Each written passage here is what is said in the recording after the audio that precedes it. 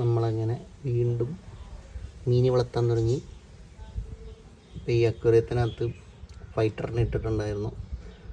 അത് ബ്രീഡായിട്ടുണ്ട്. മെയിലിനെയും ഫീമെയിലിനെയും സെപ്പറേറ്റ് ചെയ്തിട്ടില്ല. അവിടെ കുട്ടികളെ കാണുന്നുണ്ടോ?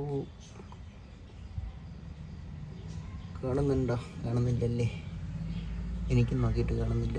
അതേ ഒരെണ്ണം ഇതവിടെ ഒരെണ്ണം ഉണ്ടായിരുന്നു.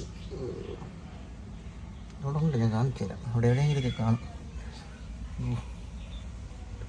കൂട്ടമായിട്ട് നിൽക്കുന്നതാണ്ട. അത് കൊതുകിൻ്റെ കൂത്താടിയില്ല, ഇത് അനങ്ങുന്നതാണ്ട. അതൊക്കെ ഫൈറ്ററിൻ്റെ കുഞ്ഞുങ്ങളാണ്. ഇന്നലെ എങ്ങാണ്ട് ഹാച്ചായതാണ്.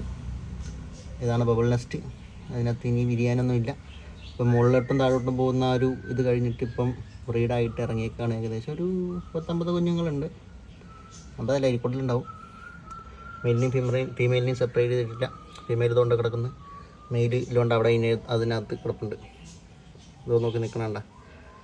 ഓക്കെ, അപ്പോൾ അവർക്കുള്ള ഫസ്റ്റ് ഇനീഷ്യൽ ഫുഡായിട്ട് നമുക്ക് മുട്ടയുടെ മഞ്ഞക്കരു വെള്ളത്തിൽ കരച്ച് കൊടുക്കാം.